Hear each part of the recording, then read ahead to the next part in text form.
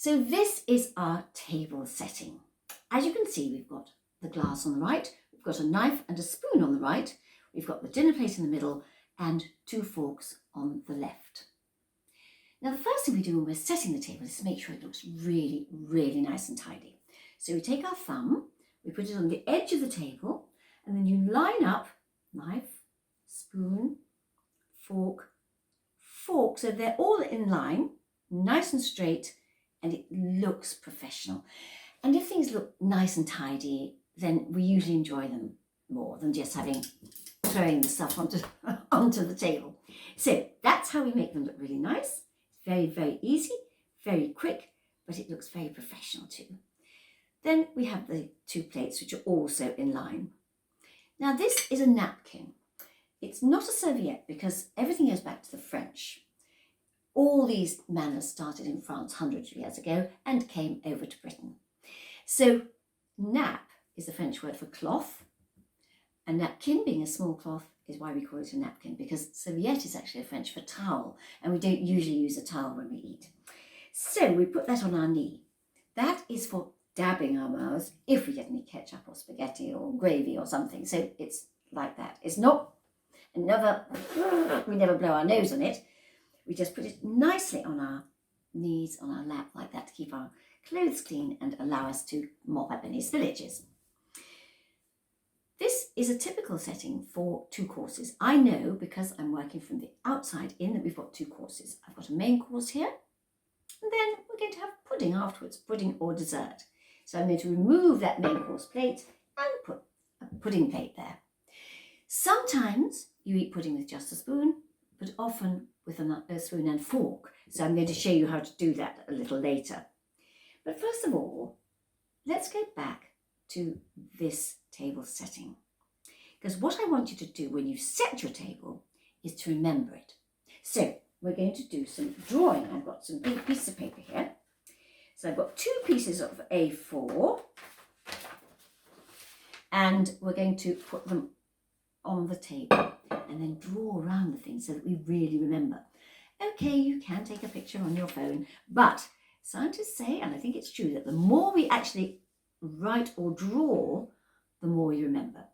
So I'm going to take the side plate and use it for the main plate here. Got a pen and just draw around. Drawing was never my strong point, actually, I have to say. I am not an artist. Got that there. Then I'm going to put the glass here and draw around that, so that's where the glass is. Then I'm going to put the knife, draw around that, and around the bottom. Quite a nice knife. Then the fork, the spoon at least, draw around there. Then my forks. It's got 4 prongs, that one, down the bottom. And this one. Now I haven't actually got room for the side plate, but I can show where the side plate is by putting that round just there and drawing. So that will help you remember how to set your table. But now we're going to have a look at how you actually use the knives and forks. Because the way we eat is actually important, that we eat nicely so that we can carry on a conversation, because a lot of conversation should be had over meals. That's the point of having dinner parties, supper parties, having people around. But even with family meals, it's so important that you talk as well as eat, because they always say that families who eat together stay together. So got that nicely there.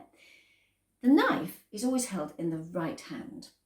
Now this goes back to the days when the knights of old used to hunt, and they always fought and used their knives in their right hand, whether they were left-handed or not. The poor things, if they were left-handed, they were trained to always use the knife with their right hand, because on the whole it's usually a stronger arm. So you always hold it on the right, and you tuck the end into the palm of your hand there, and then the finger goes on the top of the knife. So it shouldn't be held like this. That's like a pen. And it certainly shouldn't be held like that. So it's easy to use if you've got the pressure of your finger on top of the knife there, and it goes in like that. The fork is held in the same way, and if you're using it, so you've got, tucked into the palms there, if you're using it with the knife, it should be this way up. If I do that, my elbows come out, I'm scooping the food, I have to go nearer to the food. If I put things on the top of the tines, these are called tines or prongs of the fork, then I do it like that, and it goes into my mouth. My elbows are fairly in. In China and India, when we teach children, we actually put pieces of paper under their arms, which you could try to make sure that you keep your elbows in. So they don't have to be that far, but they're not out like that. We don't want to take up anybody else's space. So that's how we eat. Very tidily and not too big a mouthful so that we can finish it easily and talk. Now, when we're not eating, we don't sit with a knife and fork held like that. We don't actually put them like this because they're going over other bits of cutlery. They should be what's called crossed swords. So the fork goes over the knife in a V shape.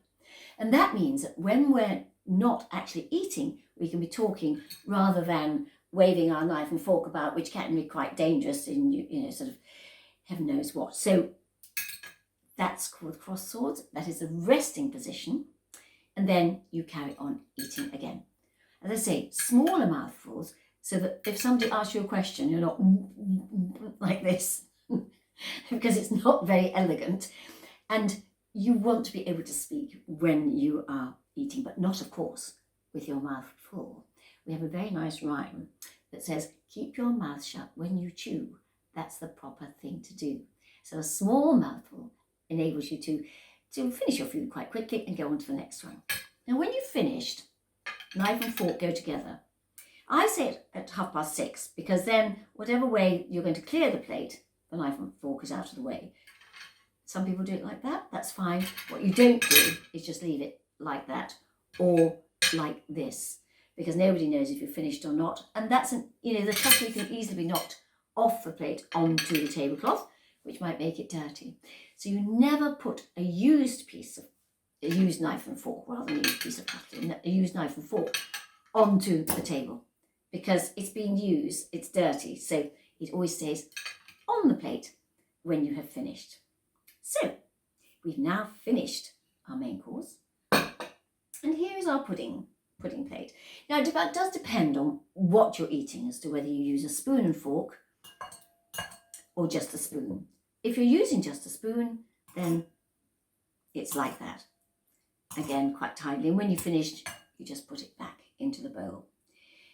If you're going to have something where you might have a flat plate for pudding, not usually as big as this, then you might use the spoon and fork like that. So you push, say you've got fruit salad and you've got a piece of pineapple, you push the pineapple onto the spoon and eat it like that. Again, when you're resting, they just go in a V shape. And when you've finished, you put it like that. Over the next few sessions, we're going to actually be looking at proper food, things like spaghetti and some meat of some kind, probably steak, and peas. People always worry about peas when they're eating like this. And also different kinds of puddings, of desserts, so that we see what plate we need for what and how you eat with them. So I hope you've enjoyed this first session. I very much enjoyed it, and I'm really looking forward to getting pictures of your table settings and photos of your table, so you can put some flowers on, you can put some candles on, all sorts of things to make it look pretty, so you can help mum and dad by setting the table while you're stuck at home. Because I'm stuck at home, so it's wonderful to be able to talk to you. And I'll see you tomorrow at 10 o'clock.